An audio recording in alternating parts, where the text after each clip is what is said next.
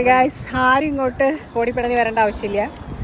Because അത്ര മൃഗങ്ങളൊന്നും ഇവിടെ വന്നിട്ടില്ല. ഒരു മെയ്യൊക്കെ കഴിഞ്ഞിട്ട് എല്ലാവരും വന്നാൽ മതി. പിന്നെ ഒടുക്കത്തെ വെയിലാണ്. ഏഷ്യയിലെ രണ്ടാമത്തെ വലിയ സുവോളജിക്കൽ പാർക്ക് നമ്മുടെ തൃശ്ശൂർ അടുത്തുള്ള പുത്തൂര്.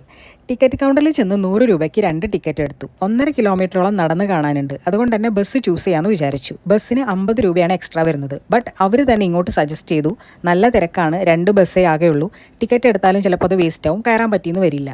എന്നാൽ പിന്നെ ഞങ്ങൾ നടന്ന് കാണാൻ തന്നെ തീരുമാനിച്ചു. പിന്നെ നല്ല വെയിലാണ്, കൊട, തൊപ്പി, വെള്ളം ഇതൊക്കെ നിങ്ങൾ കരുതുക പോകുമ്പോൾ.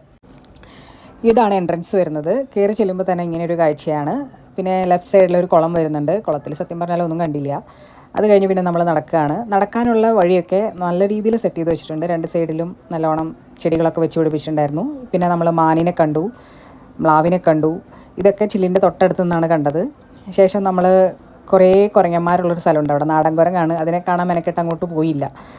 പിന്നെ ടൈഗറിനെ വളരെ അടുത്ത് തന്നെ ചില്ലിൻ്റെ തൊട്ടപ്പുറത്താണ് കണ്ടു. ഇത് വളരെ സന്തോഷം തരുന്നൊരു കാഴ്ചയായിരുന്നു. ഞാൻ ആദ്യമായിട്ടാണ് ഇങ്ങനെ കാണുന്നത്. പിന്നെ ആ ഭാഗത്താണ് കാട്ടുപോത്തുള്ളത്. അതിനെ കാണാനും അങ്ങോട്ട് ഇറങ്ങിയില്ല. പിന്നെ കുറേ ഒട്ടകപക്ഷികളുണ്ടായിരുന്നു. നമ്മൾ വിളിക്കുമ്പോൾ അവർ നല്ല രീതിയിൽ റെസ്പോണ്ടൊക്കെ ചെയ്യുന്നുണ്ടായിരുന്നു. ഇത്രയും ഇവിടെ കാണാനുള്ളൂ. വേറൊരു ആനിമലും നിലവിൽ ഇവിടെ ഇല്ല. ഒക്കെ വരുന്നതേ ഉള്ളൂ.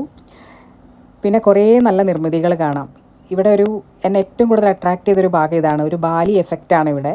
ഇത് ഹിപ്പോപ്പൊട്ടാമസിന് വേണ്ടി ഉണ്ടാക്കിയിരിക്കുന്ന കുളമാണ്. പക്ഷേ ഇതുവരെ അവരവിടെ എത്തിയിട്ടില്ല. നിലവിൽ ഈ ഒരു ഭാഗം വരെയാണ് നമുക്ക് വരാൻ പറ്റുക. നമ്മൾ വന്ന അത്രയും ദൂരം തിരിച്ച് നടന്ന് തന്നെ പോകണം. അല്ലെങ്കിൽ പിന്നെ ഇവിടെ നിന്ന് ബസ് കിട്ടും.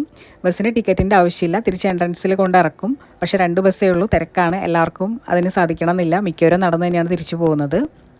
അപ്പോൾ ദൂരെ നിന്നൊക്കെ ഇങ്ങോട്ട് ട്രിപ്പ് പ്ലാൻ ചെയ്തു വരുന്നവർ ശ്രദ്ധിക്കുക. ഇപ്പോൾ ഇവിടെ വന്നാൽ ഒരു 5-6 മൃഗങ്ങളൊക്കെ കാണാൻ പറ്റുള്ളൂ. ഒരു 2-3 മാസത്തിന് ശേഷമാണ് ഇവിടെ അത്യാവശ്യം മൃഗങ്ങളൊക്കെ വരാമെന്നാണ് ഇവിടെ ഉള്ളവർ പറഞ്ഞത്.